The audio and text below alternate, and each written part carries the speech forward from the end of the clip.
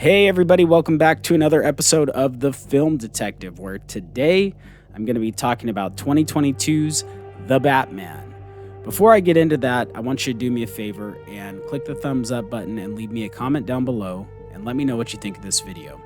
The other thing I ask is if you can subscribe to this channel if you haven't done so already and click the bell notification icon so that you get alerted every time I upload a new video. The last thing I want to ask of you is to share this channel with people, whether it be social media or word of mouth. I want to make this channel grow. I know it's going to take a lot on me to put out content, but I also want people to hear this content. So, with all that said and behind us, I just got to let you know I am so stoked, if you can't tell in my voice already, to talk about this movie. And not because I like it or anything, I'll get into all that as we progress through this, but the Batman is my favorite.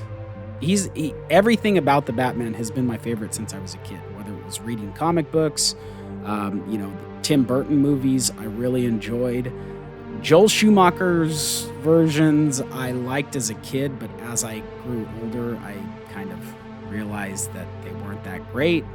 And then we have Nolan and we have the animated series. Shoot, I even loved Adam West 66. When I was a kid, they used to play reruns of that all the time on FX, and just anything Batman I love.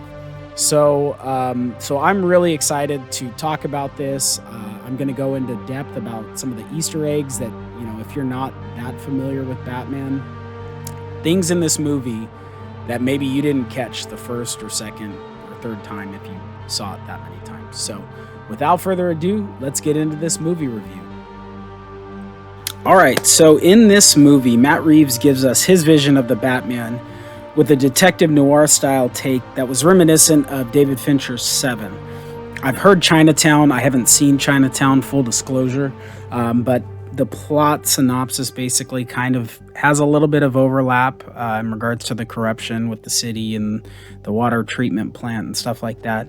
But in Matt Reeves' version of the Batman, also known as Vengeance, which we hear that more than we hear Batman throughout this movie. This is his second year as Gotham's masked vigilante, and it was pretty much the most real interpretation of any superhero movie, like mainstream superhero movie I've ever seen.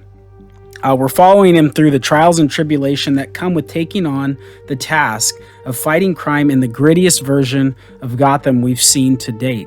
Tim Burton did a really good job in '89, and Batman Returns was a little bit different. I think the snow kind of offset some of the grittiness that he had built in that universe.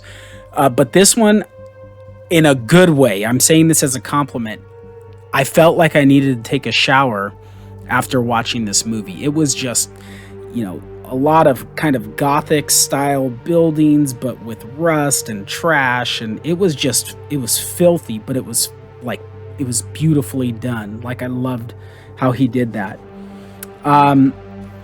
This film opens with a point of view shot of who we're supposed to assume was the Riddler, who was staring through a window into a mansion, which I initially thought was Wayne Manor. And we see we see a person in a red hood that looks like a ninja that's just slicing people up. And I was like, whoa, this is getting wild, right? Like, what the hell is happening? Because I thought it was Wayne Manor, and I thought maybe this opening scene, like every other Batman, was going to be the Thomas and Martha murder scene, but Reeves is taking it in a different direction. Maybe it was like more of a assassination, and they were being stalked beforehand from a high-rise building. But what the hell's this ninja doing in the inside killing people? But we find out that it's just the corrupt mayor's son who's dressed as a ninja for Halloween. The son and the mayor's wife presumably leave to go trick-or-treating that night while he stays home and is watching the news that's recapping his debate with his opponent, future mayor, spoiler alert, Bella Real. It's in this scene that we get our first glimpse of what critics were alluding to, where they said this is like a horror movie. This version of Batman is almost like a horror movie, because we get kind of a John Carpenter Halloween style reveal of the Riddler. So the Mayor Mitchell is watching the news, and he's on the phone, and he starts to step away. And as he steps away, you just see in the back, you just see darkness, and eventually the light from the TV kind of illuminates the back of that room, and you get your first reveal of the Riddler in his winter cold mask, his World War I mask or whatever that was from. And we're like, oh crap, like that was a little bit startling. That's different for a Batman movie.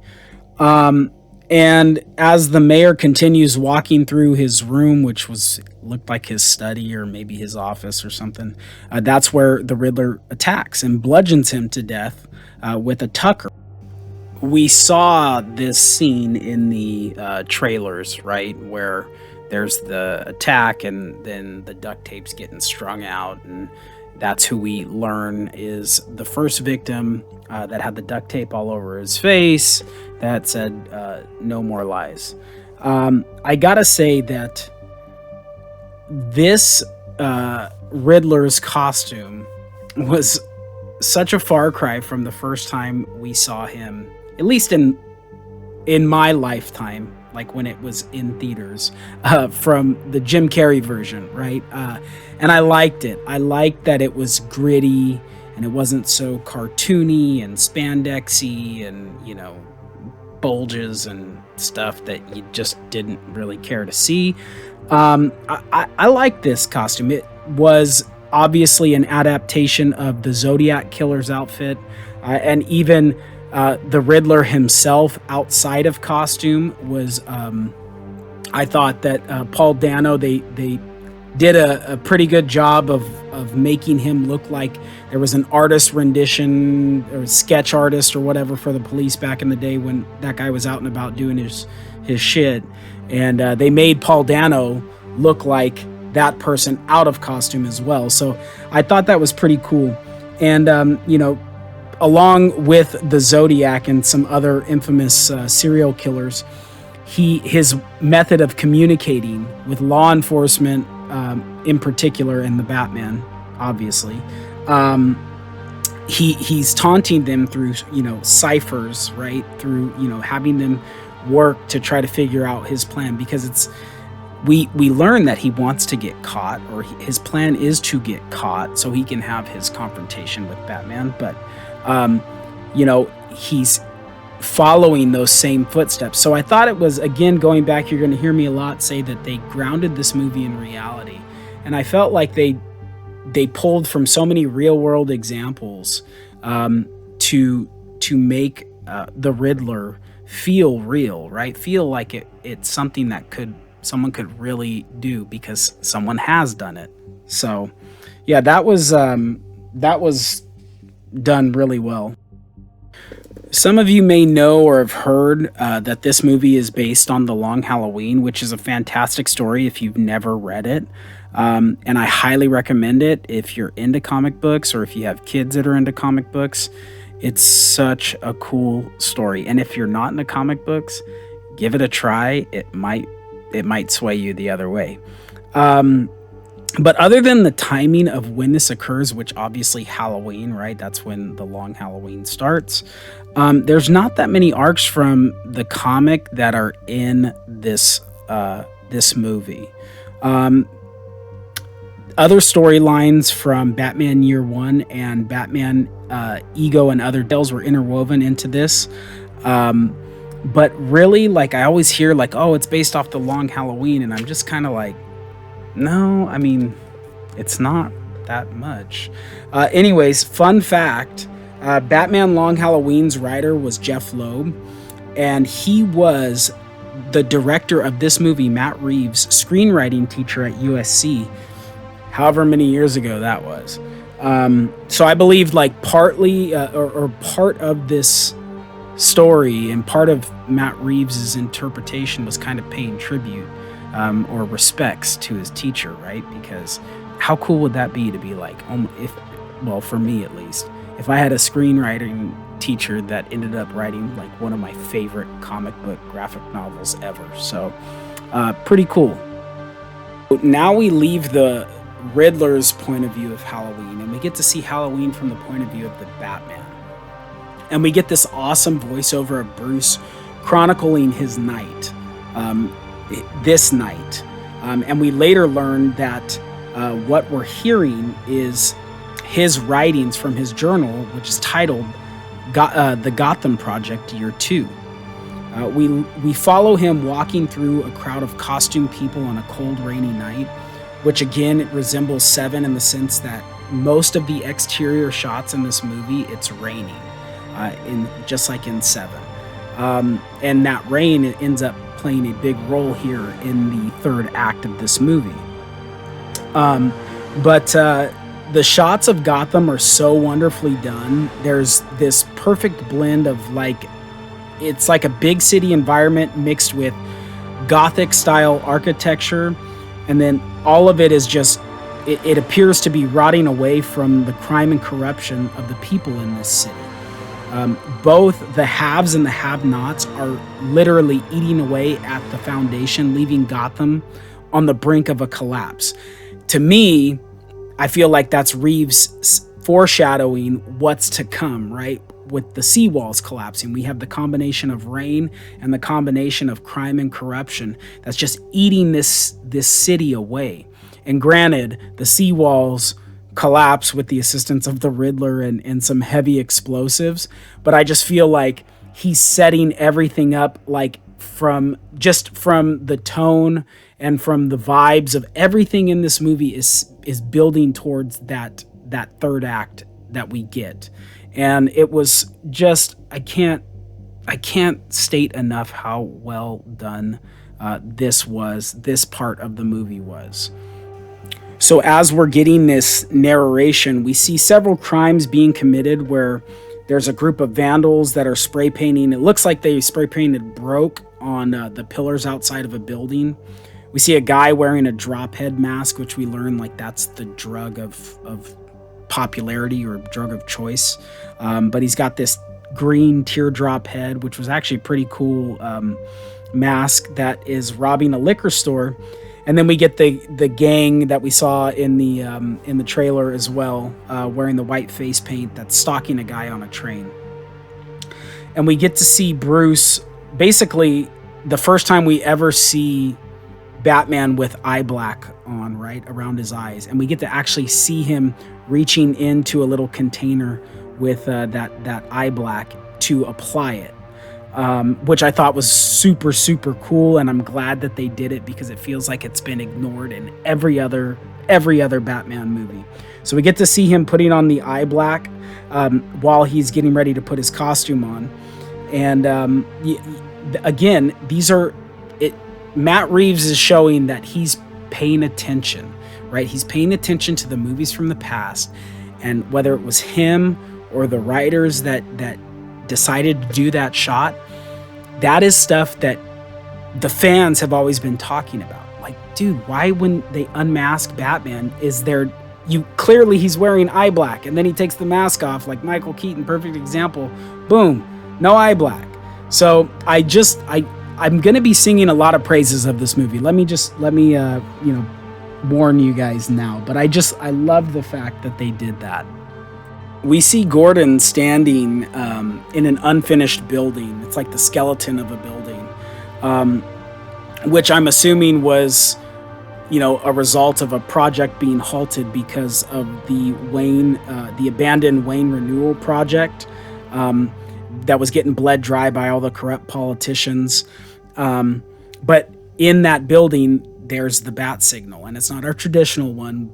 It is a big, high-powered light, but it looks like it's got this just kind of broken, jagged piece of metal that's wedged in there that gives off enough of a silhouette, for the Batman to know that he's being summoned.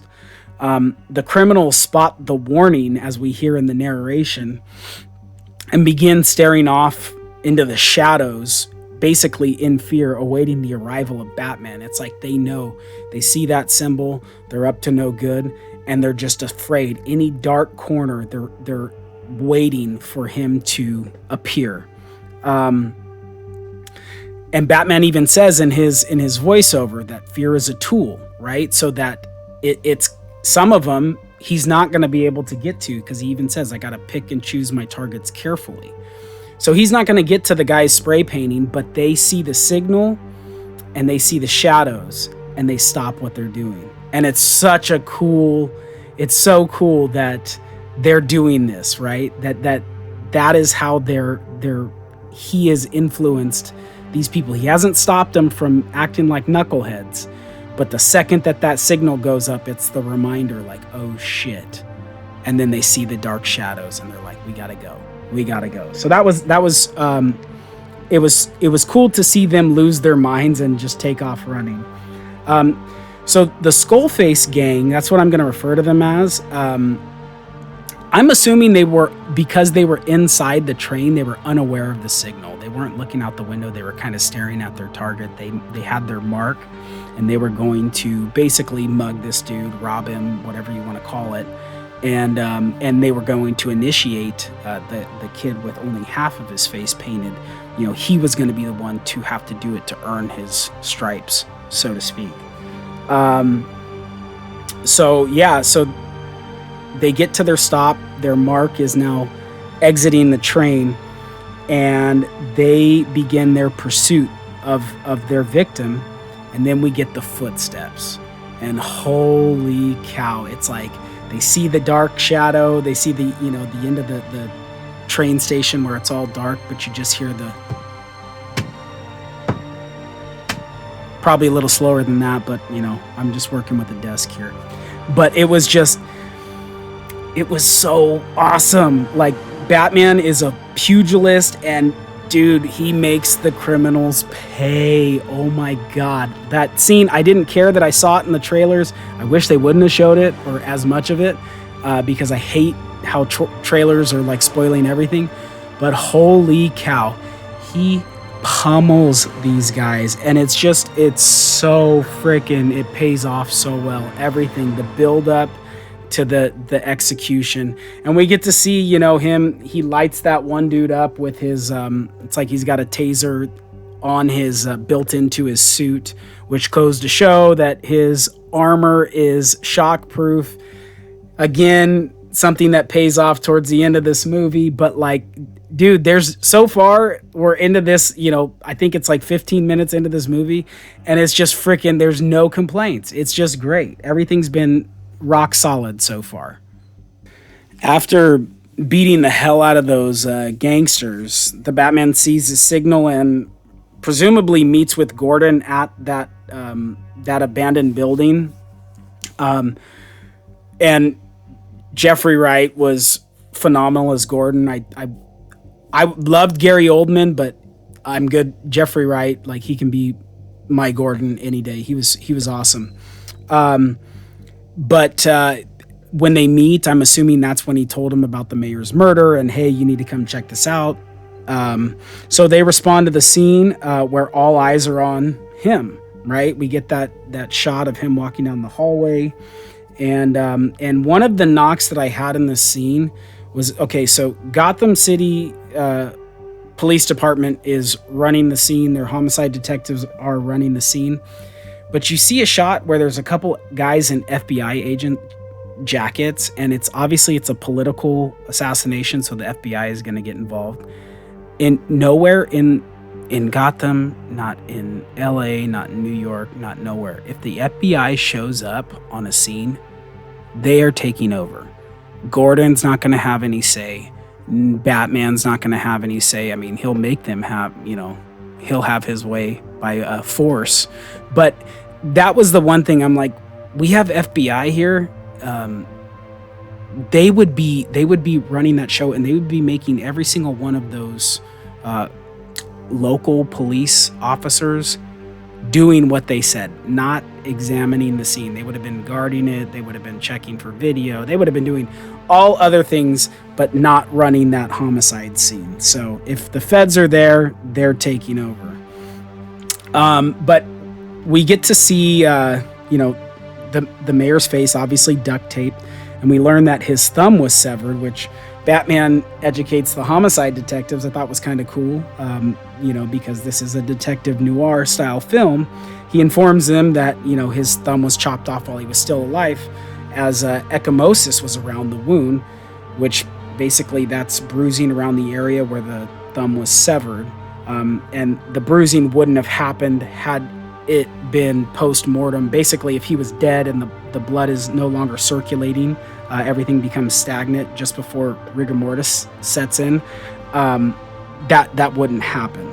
And then speaking of rigor mortis, you can tell that the officers were on the scene fast, because the detective was able to lift the mayor's arm with very little resistance. I don't know how many of you are familiar with rigor mortis or anything like that, but I mean, you'll literally have to fight to try to pull a body part once it's set in, and you'll start hearing like tendons and stuff, like kind of not cracking, but it makes a strange sound. So obviously, I'm assuming because they lifted his arm and it was just kind of easy going, there was no resistance, that they were on the scene fairly quickly. Batman continues examining the scene, even spotting some evidence that the crime scene techs had missed, particularly the bloody mark on the floor from where the Tucker hit after being used to kill the mayor. And then I loved the little indentations right there on the wood floor, like showing that they actually did toss this Tucker to cause. If you just look right there, it's cool little details I love.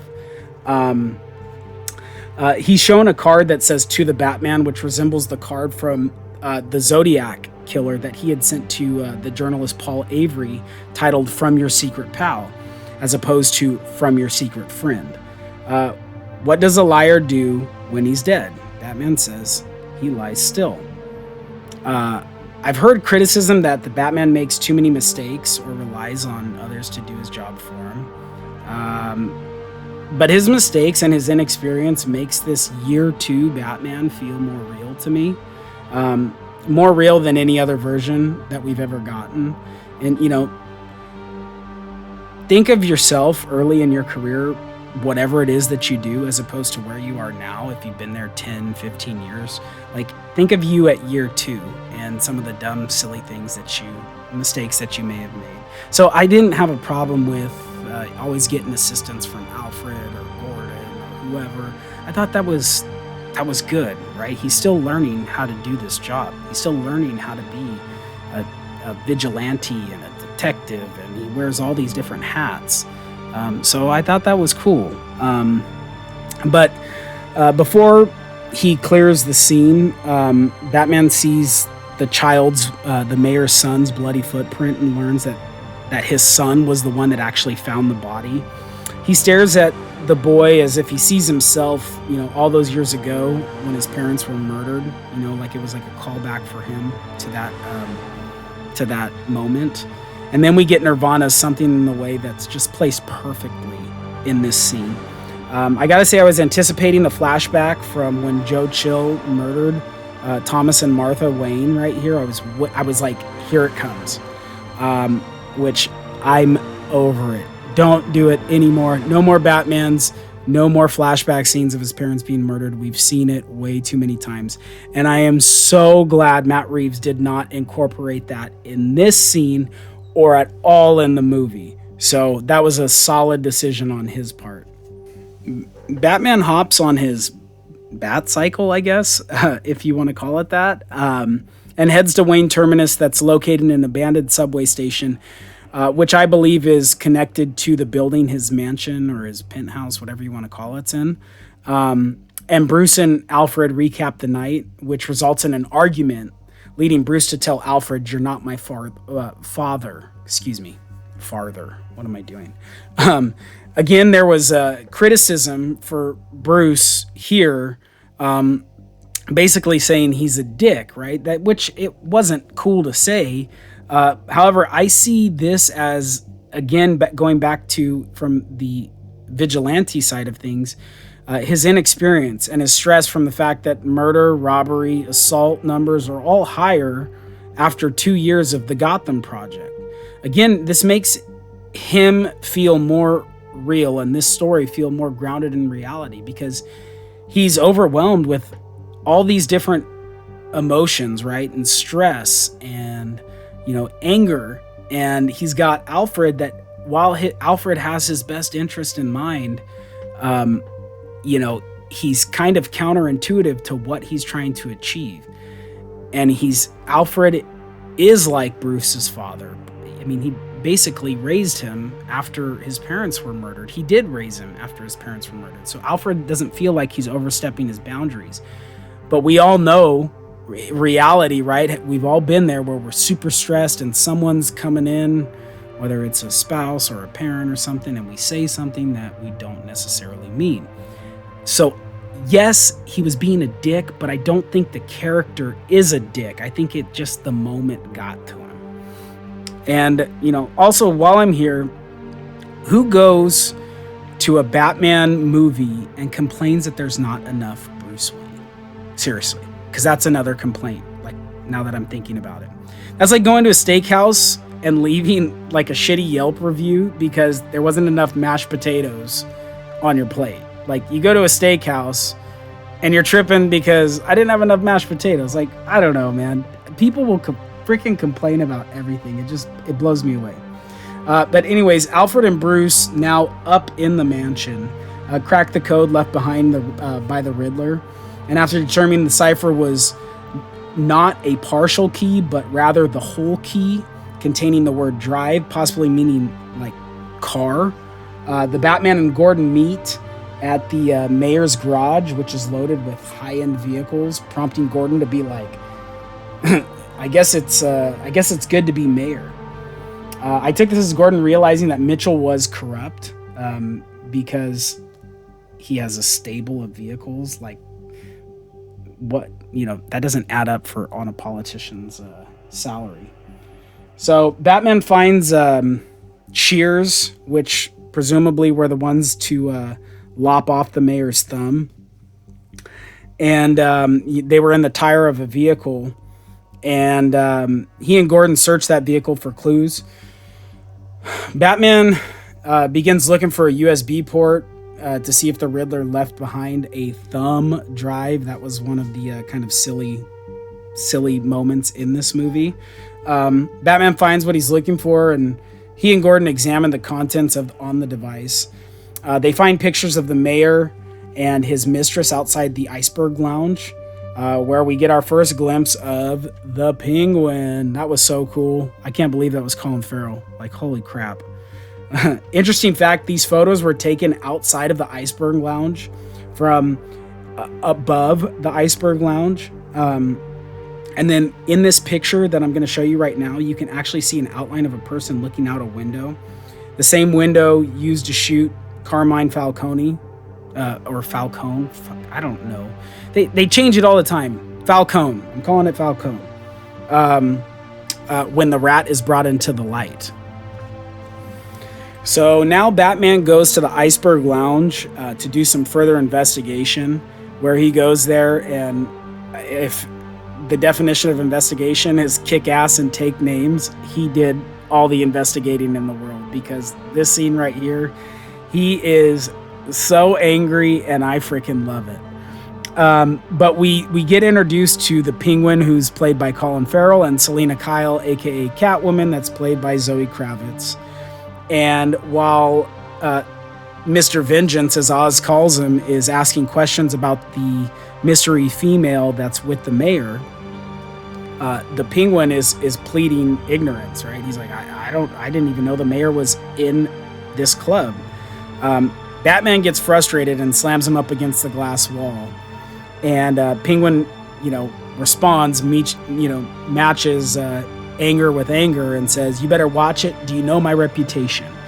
And Batman just shuts him down with this killer line. He's like, "Yeah, I do. Do you?" Just slapping him back to reality, as like he's viewed as the club-footed wannabe version of Falcone. So that was awesome. I freaking loved that scene. But Colin Farrell's look and performance was absolutely brilliant in this movie. I look forward to the show that he is going to be doing on HBO Max, where Reeves is going to be building Gotham, kind of the aftermath of this movie, building that around his character. On the other hand, Selena Kyle, or Catwoman, she was just kind of there for me. Sticking with the Long Halloween, she does play a little bit of a role in that storyline, as well as, you know, the scene where she's breaking into the mayor's safe to get that passport of Annika's, and they get into a fight. That fight was taken from Long Halloween, but it wasn't the mayor's. I think it was Falcone's house that they were that she was breaking into, and her and Batman got into it. Yeah, I don't know. She was kind of flat. Her delivery was flat. And don't get me wrong, I was excited about the casting of her as Catwoman. I thought she was going to be good. So, and I know she is a decent actress. I'm not super familiar with all of her work, but I know she's got chops. So it could have just been something on the writers, right? They just didn't really know how to write her, and they kind of crowbarred her in because of a few little morsels. Like, the biggest role I felt like she played in this movie was when she was wearing the Batman's contact lenses, and he was able to identify that D.A. Coulson was in the club, under the club, which was 44 Below. That, and then I guess at the end she did kind of help Batman kick some ass, but really she didn't need to be in this movie for this movie to happen. So my only knock in this scene is where Batman deduces that Selena knows the mystery gal, which is Annika, because of boots. Like, I know she did stare at that picture for a second when he was showing it to Penguin in his little office area, but he's watching her as she goes like to this back dressing area, and he sees the boots, and he's like, oh, they must know each other. It's like,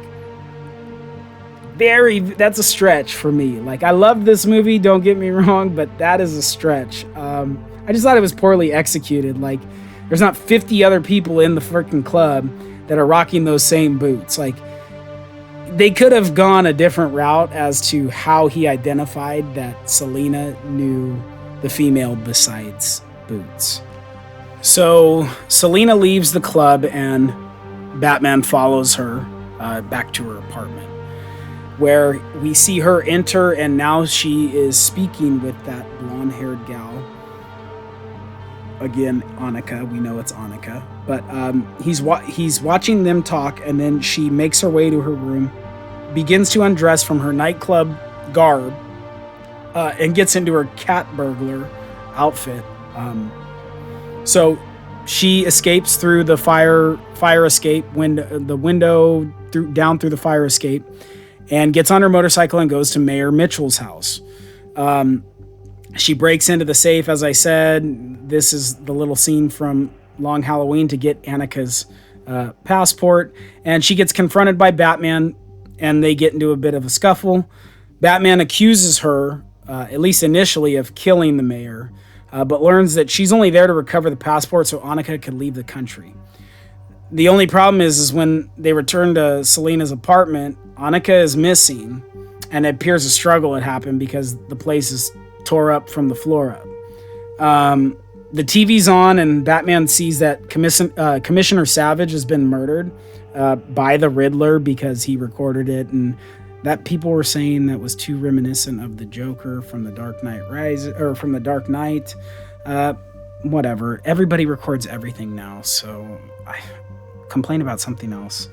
Yeah, so they see that the Riddler has killed him, and then he had posted the video on social media where the commissioner's in like a jigsaw style contraption, again going back to the horror movie thing, on his head, and then inside of the cage-like helmet was rats, which was similar to the George Orwell 1984 scene where John Hurt's character is tortured for breaking the rules and failing to conform basically to what was going on there. And if you stick around to the end, I will be alluding to another John Hurt movie that I have yet to hear anybody say. Like, anybody catch this? I have not heard anybody catch this little reference in this movie to another John Hurt movie. So stick around to the end. But Batman and Gordon meet at the coroner's office where they learn that the commissioner was injected with arsenic while the rats were simultaneously eating his face. Batman finds another one of Riddler's symbols within the cage and discovers that there is a card addressed to the Batman, another card addressed to the Batman. The card reads, "I'm mad about you. Want to know my name? Just look inside and see. But wait, I cannot tell you. It might spoil the chemistry." And then he had written, "Follow the maze till you find the rat. Bring him into the light and you'll find where I'm at." So that's where we're left with. And now Batman's trying to figure out who's the rat that I need to identify. So Selina partners with Batman after informing him of the club within the club, which I just mentioned was 44 Below, where the elites of Gotham congregate. They do drops and more than likely are just scheming for more ways to siphon money from the Wayne Renewal Fund. But it's here that we get introduced to D.A. Coulson, who's just high as a kite and expresses fear to Selina of being the Riddler's next target. Coulson makes mention to her of a rat.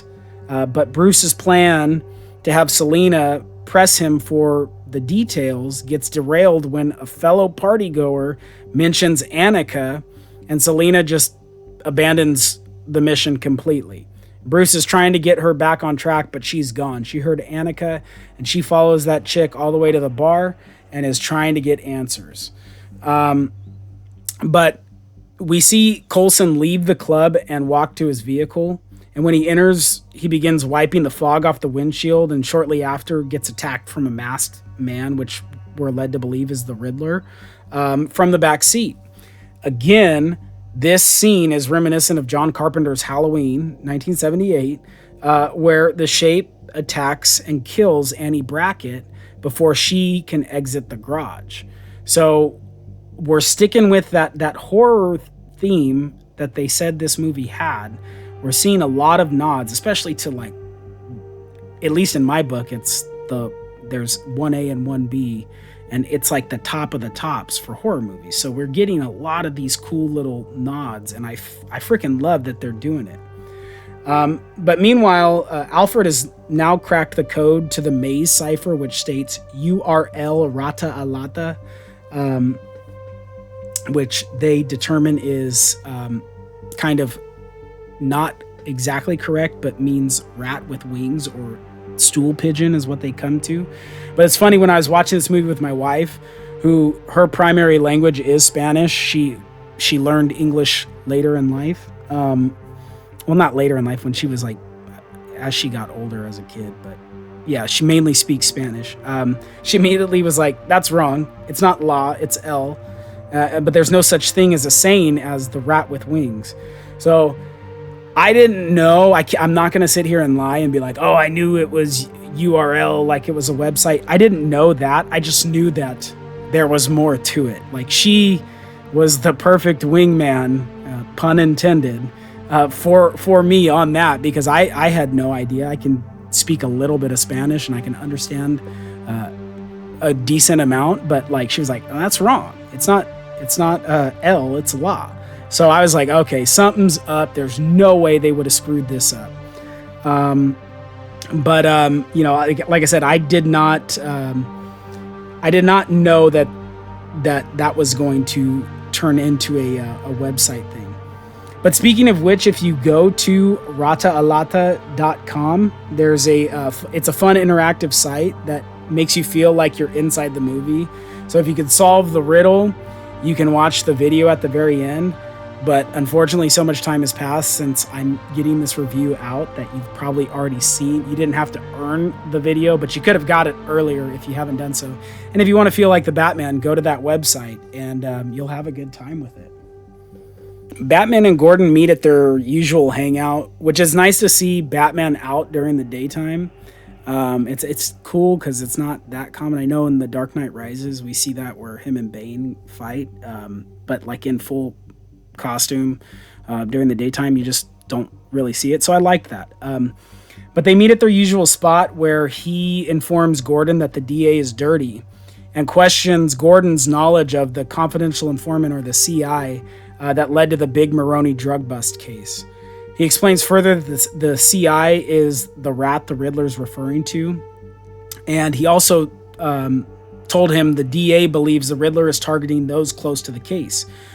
Gordon lets Batman know that he worked that case, but Batman lets him know, or reassures him, like, he's not after you because you're not corrupt.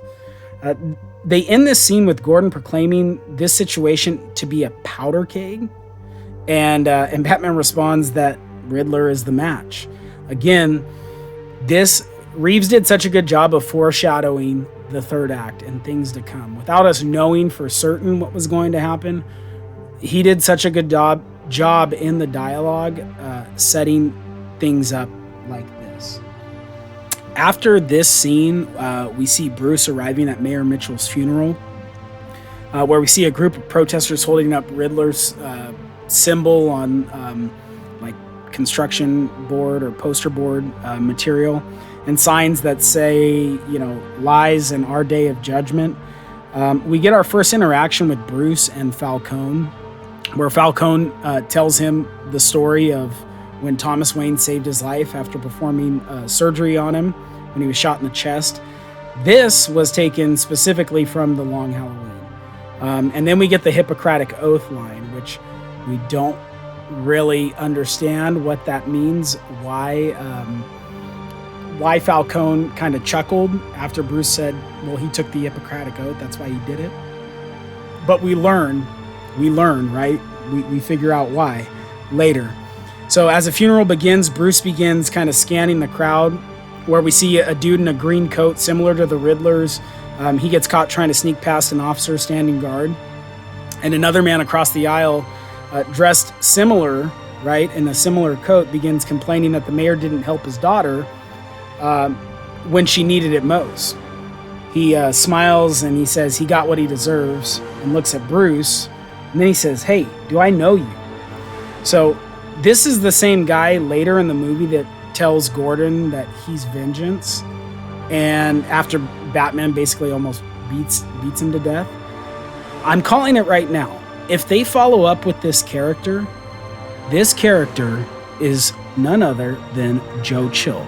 Joe Chill is the person who killed Bruce's parents. And that's why he looked at him and goes, "Hey, do I know you?" Now, it could be because he's Bruce Wayne and he probably sees pictures of him in the tabloids and stuff all the time, but I'm calling it right now.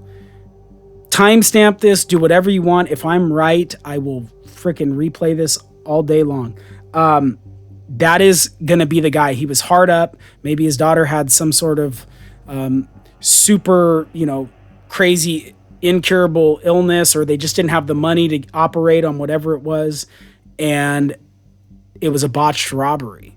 And they were trying to get money from the Waynes. Or maybe Thomas Wayne couldn't perform the surgery, right? Like he wasn't able to perform in time. Maybe she was scheduled for surgery with him, but he couldn't get it done in time, and his daughter died because of it. And all of this comes full circle. So I'm calling it right now. That dude is Joe Chill. Okay, sorry, I'll stop. I get excited with this stuff. So the funeral procession comes to a crashing halt, again, pun intended, when the DA's vehicle comes barreling through the doors, eventually stopping when it crashes into the steps. Bruce sees a silhouette of who I guess we believe to be Riddler. But I have an issue with that I'll get to in a second. The DA steps out and we see a cell phone taped to his hand and a note strapped to his chest that's addressed again to the Batman.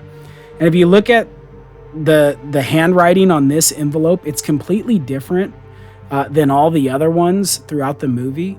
So this leads me to believe that maybe he was snatched up in his car by one of the Riddler's henchmen, right? The Riddler was maybe off orchestrating something else, and the dude that hemmed him up and taped him up and strapped this bomb to him was one of his henchmen, and he wrote the note. That's why the handwriting is different. But the church is cleared out, and the phone continuously rings until the Batman arrives and answers it. So real quick, my only problem with this is if the Riddler, if that was his silhouette, or if that was him at the top of the church, while that phone is ringing, kind of in plain clothing, what if the Batman, because he doesn't know Bruce Wayne is the Batman, what if the Batman was there hiding somewhere and the Batman got to the phone really quick? Like it didn't ring for 35 minutes. Well, he would have not been in full costume sitting down in his apartment playing the riddle game with the DA. So that I didn't really understand that. Like, you have to bank on everything going according to plan. So I want to say that was one of his henchmen that looked like him or was dressed like him. But you just never know. It's a minor thing, but whatever. So the Batman has the DA answer the phone, which cuts to a live stream of the Riddler. Again, this is why I had that problem just a second ago. And with his followers leaving comments like, "Blood makes the grass grow, drill sergeant," and "Hope it's a dud and we got to do it all again Tuesday," which is alluding to what happens in the third act. But I found it interesting seeing that one of the names of the comments that was being left was XX Hush XX, which is another nod to a potential villain in the future that I would love to see, possibly in this next one. Hopefully, I have thoughts on where they're going to go with this, so I really would love to see Hush as one, if not the only bad guy in this next film. But the Riddler tells the DA he's got 2 minutes to solve his riddles or the bomb around his neck will detonate.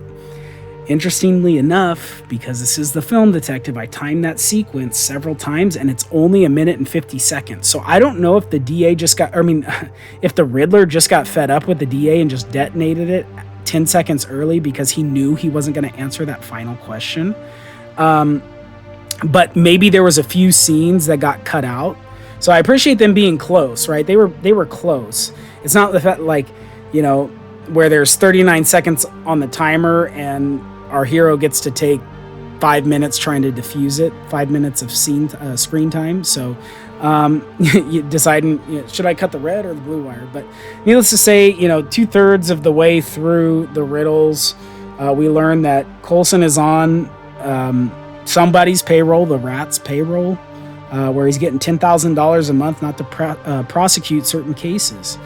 And when the final question is asked, who's paying him, who he's paid to protect, basically, he refuses to answer, stating that this is bigger than anyone understands. He tells Batman, this is bigger than anyone understands, and he's dead either way. So if he gives up the Rat, he knows that he's going to be killed. He's going to be killed. And if he doesn't, he's going to be killed. The next thing you know, boom! And then we have another dead end for Batman. After Batman's squirrel suit escape from Gotham City PD's headquarters, he decides to follow the Penguin, assuming that he is the winged rat, because reasons. Catwoman shows up as well, which eventually leads to a shootout at the recycling plant. This shootout leads to an epic car scene chase. Like, it was so cool. There's, like I said, I've said it in other videos, I'm not a Fast and the Furious guy, but Bad Boys has a really cool, actually the first two have really cool, and I think the Bad Boys for Life had another good one, but I mean, it's a Michael Bay movie. There's going to be lots of explosions and shit. But this car scene was car chase was totally freaking epic, and we finally got to see the Batmobile in action. And I got a couple thoughts on this. So I love the muscle car version of the Batmobile, and it's possibly my favorite to this date. I'm not an expert. I think it's a 69 or a 70 Dodge Charger, but if I'm wrong, please feel free to tastefully correct me down below in the comments. The people I've heard say that he stalled the vehicle before he got in the chase scene are just wrong. Okay, I don't know how many of you are familiar with stick shift vehicles, but what he was doing was he was punking the Penguin. He was like, "Run! You better run, motherfucker, because I'm gonna get you." Right? That's what he did.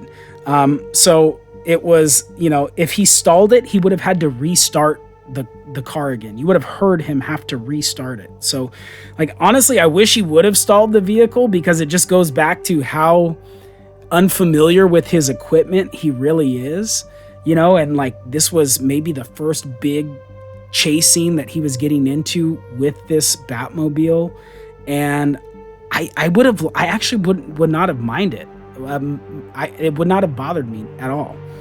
But my assumption about this vehicle is kind of unique, and it's kind of I don't know, again, I haven't heard anybody say this. I believe this Batmobile has two engines. It's got that giant big ass jet engine in the back, and I think it has an electric engine under the hood. And there's two schools of thought as to why I believe that.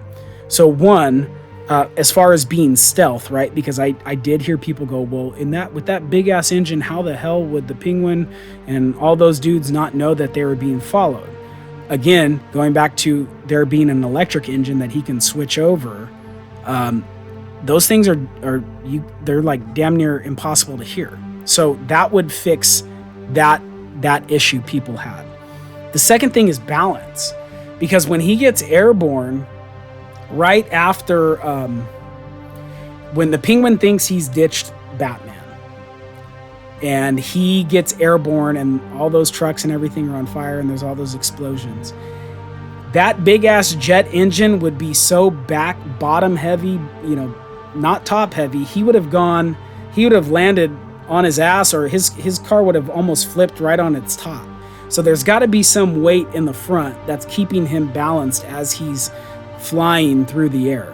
So that's why I'm like, there's two engines, and one of them is an electric engine so he can do his stealth shit, and then the big boy is for when he gets into those chase scenes and he can start freaking firing that thing up and having flames and shit blowing out the back. So that's where I'm at with that. But yeah, the chase scene mixed with the music behind it was done so well. Like, you get the percussion, it's almost like they timed it perfect with a lot of those barrels crashing off of the truck.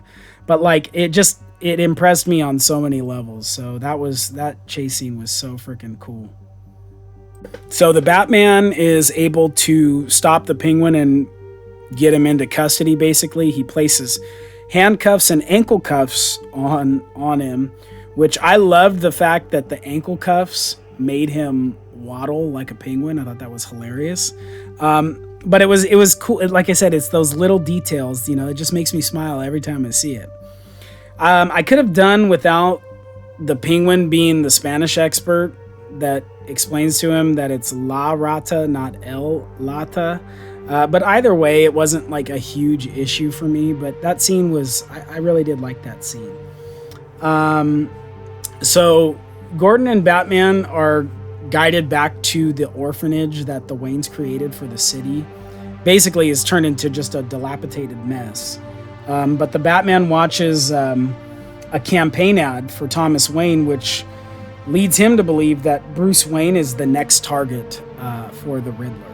Which I don't really understand why, if the Riddler is targeting corrupt, the higher ups, the corrupt politicians and everybody, Bruce Wayne, he's got no reason to believe that Bruce Wayne is corrupt. And we know that he's just doing it because he's pissed that people felt sorry for Bruce after his parents were murdered. So it doesn't necessarily line up with what he had told Gordon earlier. So he hurries home and he's trying to call the house to warn Alfred that they're going to be the next target. But as he gets closer to the tower where his mansion is, he sees smoke just bellowing from the building, and he realizes that it's too late. Interestingly enough, if you look back at the Riddler's 2 cards, the lady on the phone and the old chemist, where he's talking about the explosion, that's kind of foreshadowing. Those 2 cards were foreshadowing this event with Alfred and Dory. So I thought that was pretty cool. Again, it's a bit of a stretch, but I like it. I think it's pretty cool. So after Alfred is now hospitalized, he's not dead, but he is not in the best of shape. Bruce goes back to their apartment and begins to lay out all the evidence that he's gathered from the Riddler, trying to figure out what his master plan is. Shortly after, he sees a newly released video from the Riddler, which details the lies and corruption of the Waynes and the Arkhams history in the city of Gotham, which basically was uncovered by a reporter, Edward Elliot, that could be related to Thomas Elliot, aka Hush. Remember the person in that chat, that live stream chat when the DA was getting blown up? I'm telling you, dude, they're bringing Hush in this next film. Calling it now. But his report basically uncovered the murder-suicide of Martha Wayne's, formerly Martha Arkham, which is from, gosh darn it, it's slipping my mind, but it's from a Batman storyline where Martha was actually an Arkham, and the Arkhams and the Waynes were basically the founders of Gotham and all this stuff. So super good, super cool detail. I freaking love that. I think it was Batman.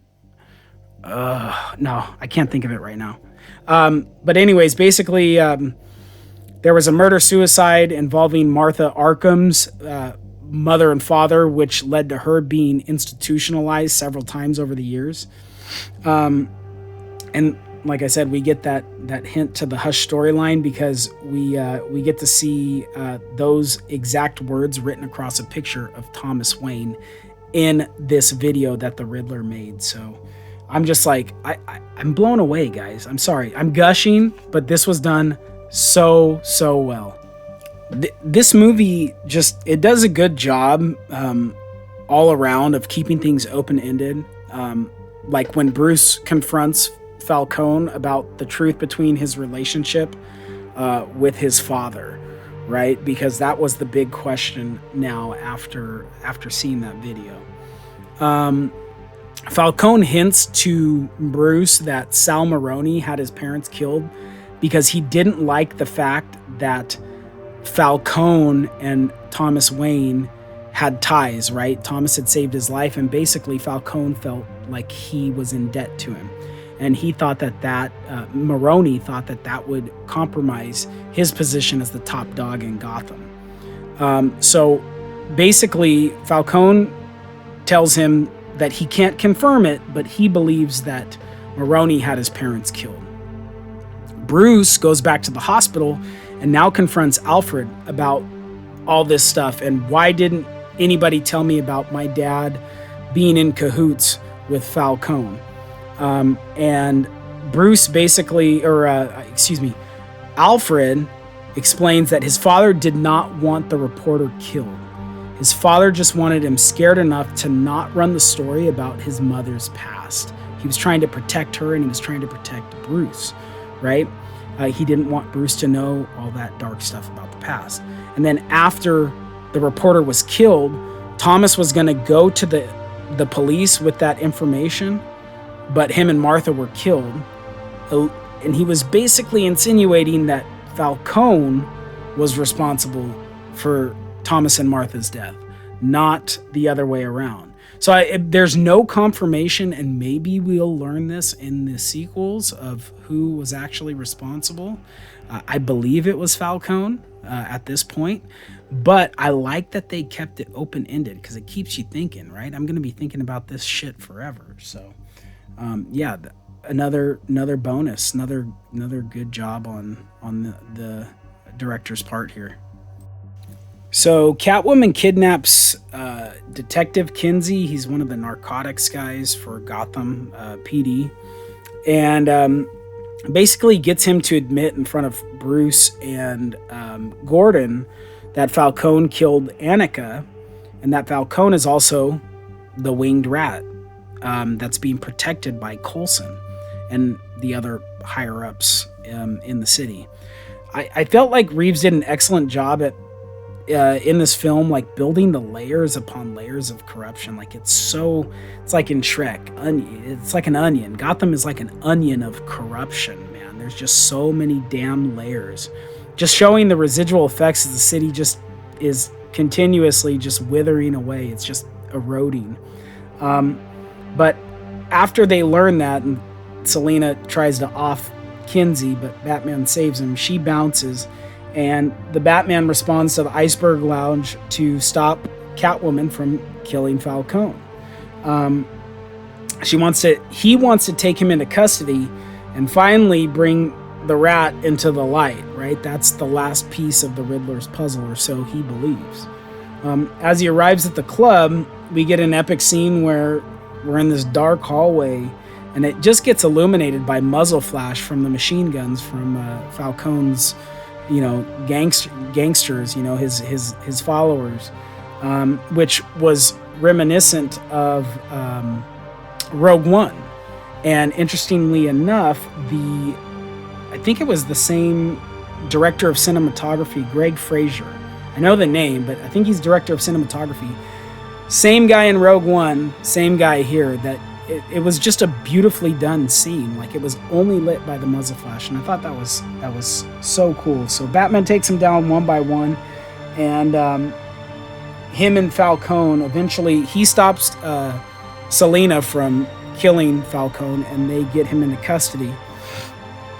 Falcone makes a comment that he'll be out of jail before the ink dries on the report, something like that, which I think speaks to his confidence of his influence in the city, and is also probably alluding, at least in my opinion, it's alluding to what it's like in the real world for us. Kind of a bit of social commentary, but subtle.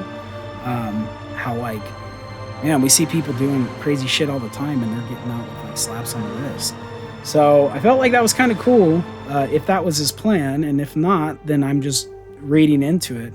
But it was, basically just, hey, there's a revolving door policy when it comes to Falcone, because he is so deeply entrenched with the DA's office and with the corrupt cops in Gotham PD.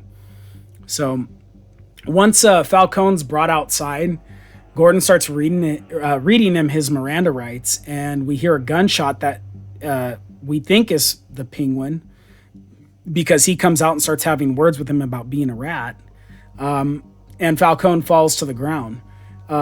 It's discovered shortly after that the shot actually came from the window of the hotel across the street, which is the same window, again, right here, that we looked at earlier.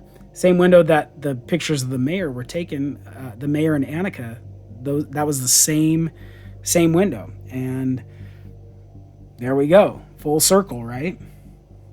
Batman realizes that Falcone is dying under the streetlight, and that the Riddler is the shooter, as he's finally brought the rat into the light. And then the police receive a tip that the shooter has fled the scene to a diner across the street, where he's eventually taken into custody, and we actually get to see the Riddler's face for the first time. Again, I said it earlier, but clearly his appearance was taken from the Zodiac Killer sketches. We learn that his identity is, he's got two IDs on him. One is Edward Nashton, and the other one is Patrick Parker, which were both names used for the Riddler in the comic books. And that he was a forensic accountant for the city, which basically was a great way for him to know about all the corruption involving the Wayne Renewal Fund and all the people that were basically wetting their beak and siphoning this money away from the city. Once in custody, Batman, Gotham officers, and Lieutenant Gordon go to the Riddler's hotel room, which is more of an apartment that was very reminiscent of John Doe's apartment in Seven. And throughout the apartment, you see various jigsaw-like contraptions that are used for his victims. And then there was thousands of ledgers that had notes basically documenting the city's corruption as well as his plans for how to combat the corruption. Batman finds one last letter inside the cage with a bat, and inside of it is a map of the city of Gotham that's drawn, and or just kind of quick outline, and inside it says "My Confession." That's what's written inside that little map.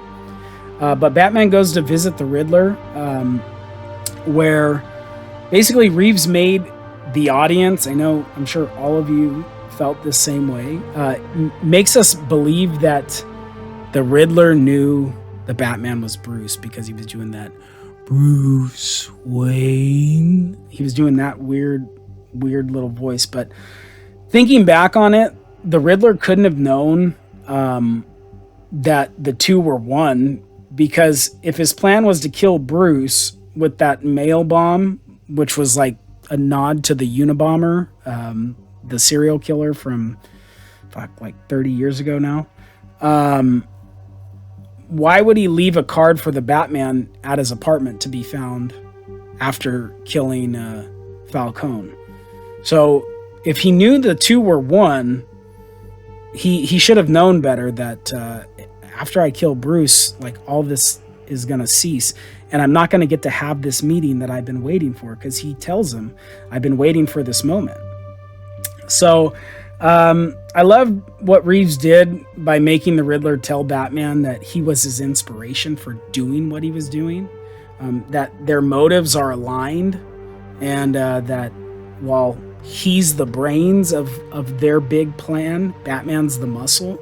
If Batman was questioning the effectiveness of the Gotham Project before, like, what do you think he's feeling right now?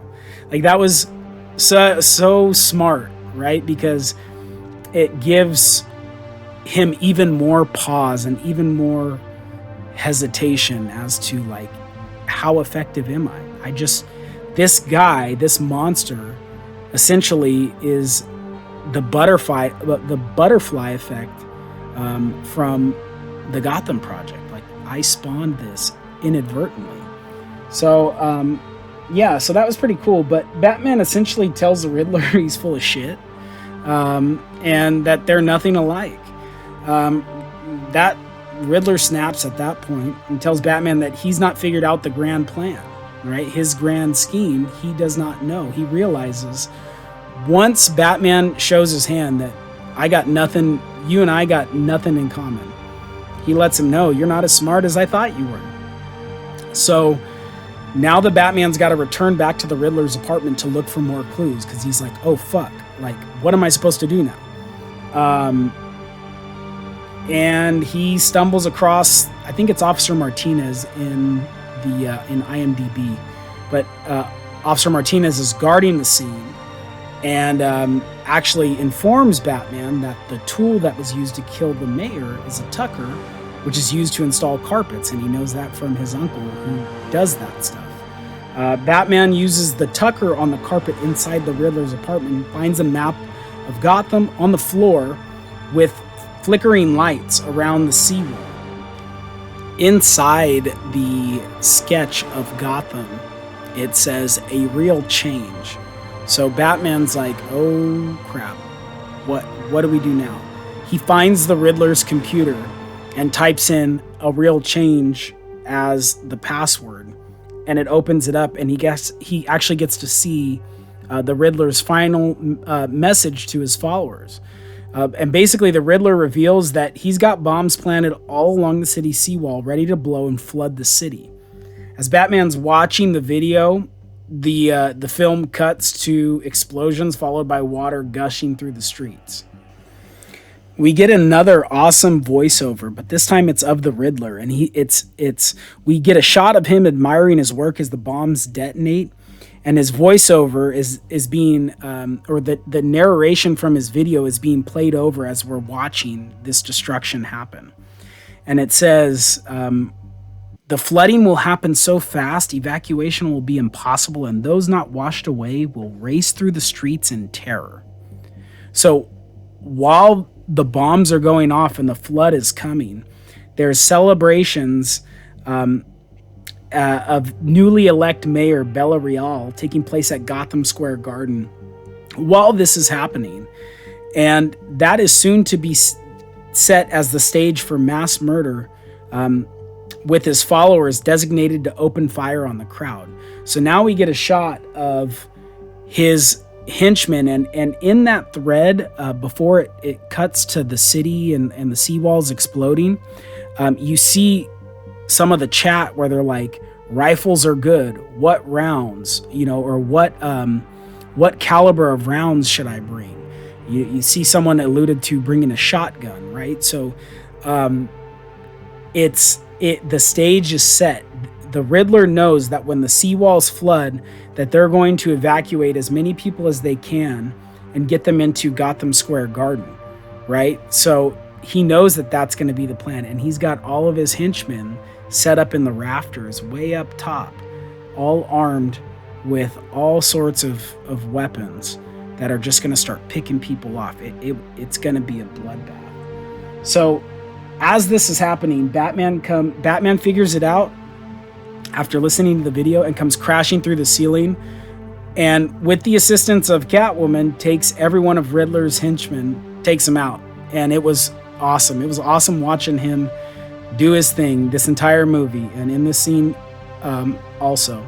But I really enjoyed seeing him actually take a beating, right? Like, he got most of the damage that he took was endured by gunfire, almost to the point where he was unconscious. But then he ejects himself with adrenaline and no, it was not venom. I know there's people that are like, oh, that was the Bane venom serum. No, it's not that. It was just adrenaline. I don't think we're gonna see Bane in this universe. I'd be surprised if we did. But yeah, so he ejects himself with that and just pummels the last dude, where Gordon basically has to pull him off, and then he almost turns on Gordon and gives him a few hot ones. But yeah, I mean, Gordon basically saved Batman from beating that dude to death. And then Gordon asks the dude, he's like, who the hell are you?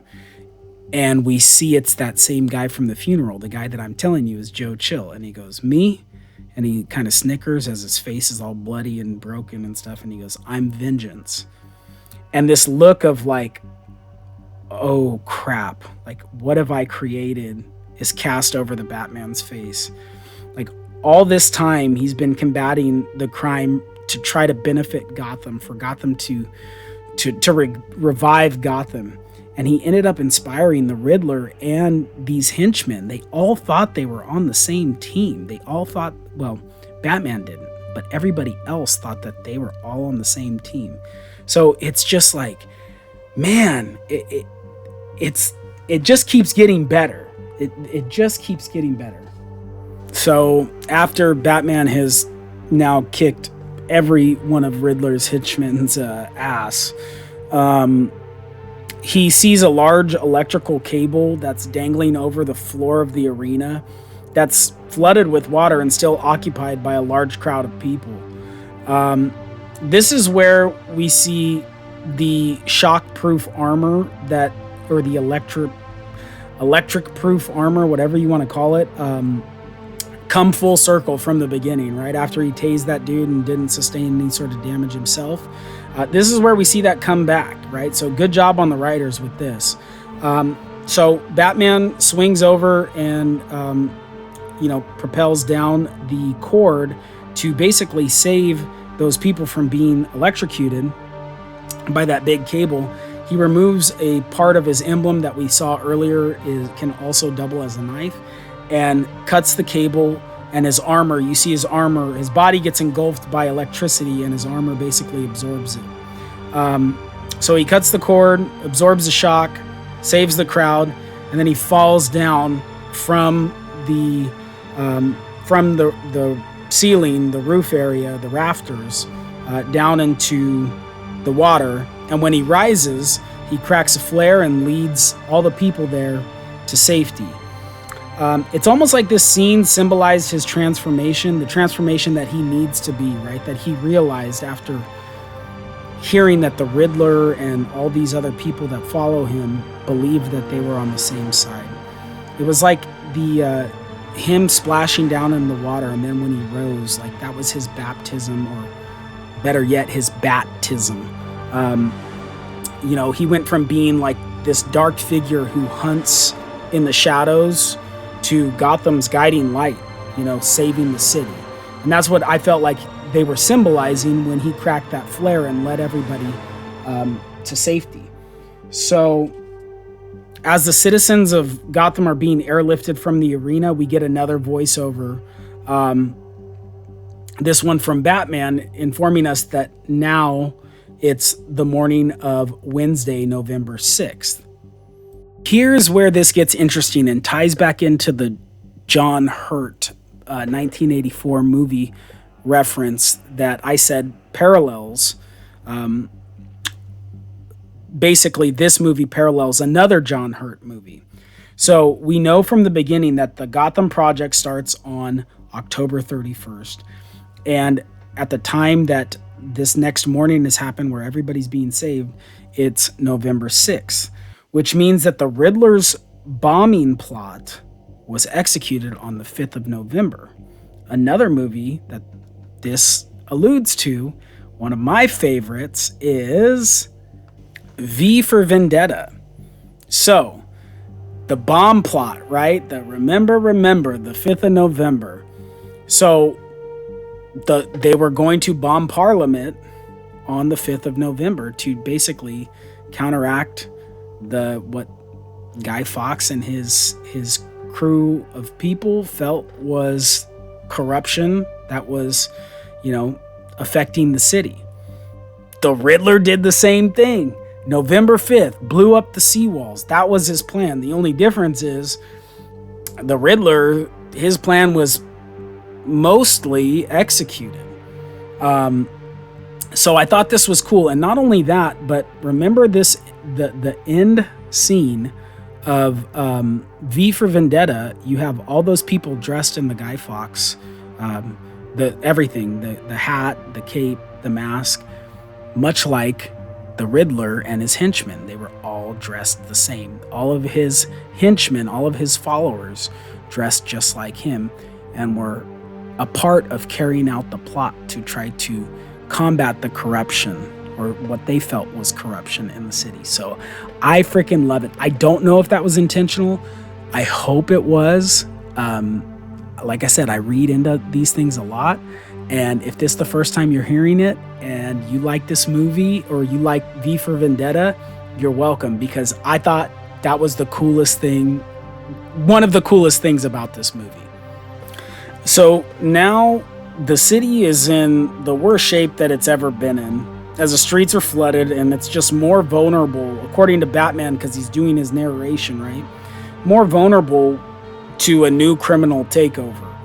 And we get this cool shot as he's talking of the Penguin. He's taken over Falcone's spot at 44 Below, and he's looking out that window that we see earlier in the movie. He's just staring out at the flooded streets of Gotham, and it's like he's planning his next move. This is now his time to take over the city. There's just so many beautiful shots done in this movie. Like I loved the cinematography from beginning to end. So it just, everything was done so well. But then we get an interesting end scene, or close to the end scene, where we finally get our first interaction between the Riddler and the Joker. What we learned was the Joker, or was confirmed by Matt Reeves himself. But the Riddler's upset. He's watching the TV screen from his jail cell that the Batman's thwarted his plans. And honestly, I mean, he did a ton of damage to the city. Like, I don't know what he's that pissed about, because he exposed all these corrupt people. Everybody knows about it. He screwed the city over. It's in complete shambles, even more so than it was before. And like, he knew he was going to get caught. That was it wasn't necessarily a part of his plan, but he was anticipating his meeting Batman when he said, "See you in hell," in that card, when it exploded at Wayne Manor. So, like, I don't know if it's that he wanted a higher body count, or he wished that there were more high profile people murdered. But like, I just don't really know what he's that pissed about. Um, but the Joker chimes in with, he says, "Isn't that just terrible? Him raining on your parade like that." Clearly, the Joker's trying to manipulate the Riddler right now because he's at his weakest moment. He's more vulnerable than ever. So the Joker's trying to live rent free in the Riddler's head. And he tells him, "One day you're on top, the next you're a clown." Then he gives the Riddler a riddle of his own where he says, "Riddle me this, the less of them you have, the more one is worth." And the Riddler responds with, "A friend." And you see both of them start laughing hysterically because you know what's coming next. Not since Batman 66, like at least live action versions of the Batman, have we had Penguin, the Riddler, the Joker, and Catwoman all in Gotham at the same time.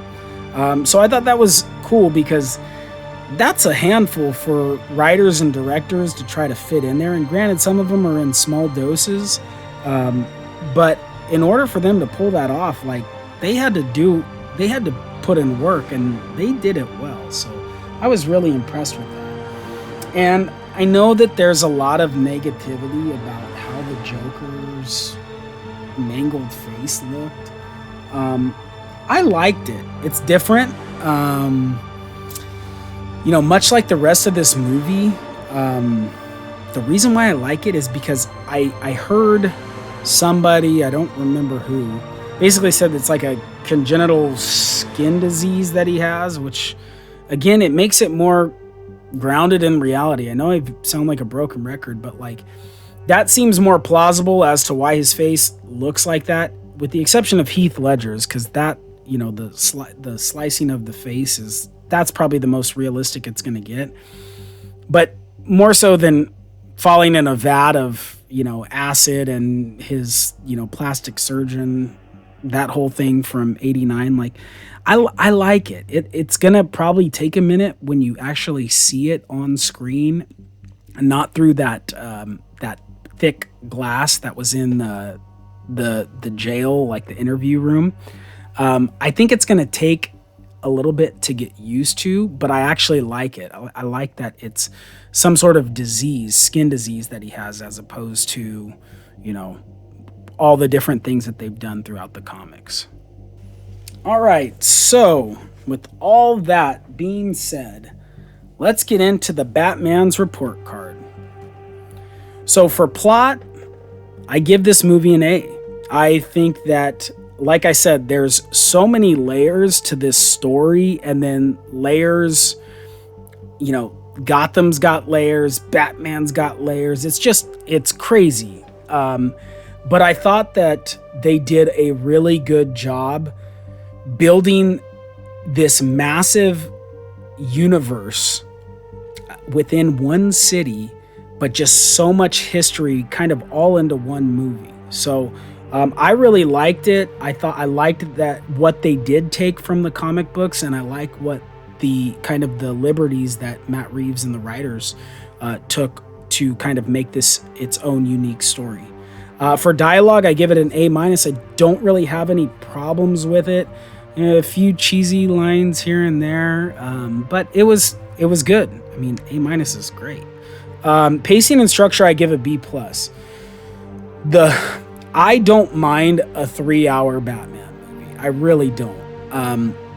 My biggest fear, and I haven't had this problem yet, I've seen this movie 6 times so far, is I don't think the rewatchability of this movie for casual fans of just, they could be comic book movie fans, but I don't know how well that's going to do with repeat viewers. I don't know if people are going to want to sit through another 3 hours of this movie, maybe to catch these Easter eggs or see things that they haven't seen before. But my son loves Batman, and he was into it for about the first hour and a half, but then he kind of checked out. And I don't think that's really an indictment on the movie. I think it's more because he's 7. But structurally, the movie is fine. It felt like it had when I thought it was going to end, it still continued like another 35, 40 minutes. So, yeah. So anyways, B plus, it's not horrible. I fucking love it. But, yeah, cinematography, I said it earlier. This is one of the, like, every freaking Batman movie needs to look like this. Every movie should just look like this. It was just that freaking, it was that beautiful. I loved every single bit of it. I've never seen something look so horrible yet be so beautiful at the same time. So the cinematographer did a fantastic job. Those scenes that I was talking about, like the crossover, the Rogue One, Darth Vader, lightsaber scene, and the Batman muzzle flash scene, just everything was so beautiful. And for entertainment value, obviously it's an A. I know I sound biased because I do love the Batman, but I am very critical of Batman movies. If anything, trust me, I would be more harsh on if it was a steaming pile of crap. But this movie was super entertaining. I was on the edge of my seat the entire time. I was so sucked into everything because I wanted to see where they were going and how they were building all these characters and all these, overlaying stories. So I loved everything about it. So overall GPA is a 3.8. I know I probably forgot a bunch of stuff, but I kept you guys here long enough. I appreciate you for sticking around and watching this video to the end. Do me a favor, give this video a thumbs up. Leave a comment down below. Let me know what you think. Let me know if you caught anything that I missed or maybe I got wrong during my review. More than anything, share this channel, word of mouth, social media, however you can, planes, trains, automobiles. I do not care, but help me grow this channel. I want to keep making videos for you guys as long as you want to keep watching them. So thank you again. This has been Maverick. I will see you guys on the next one. Peace. I'm vengeance.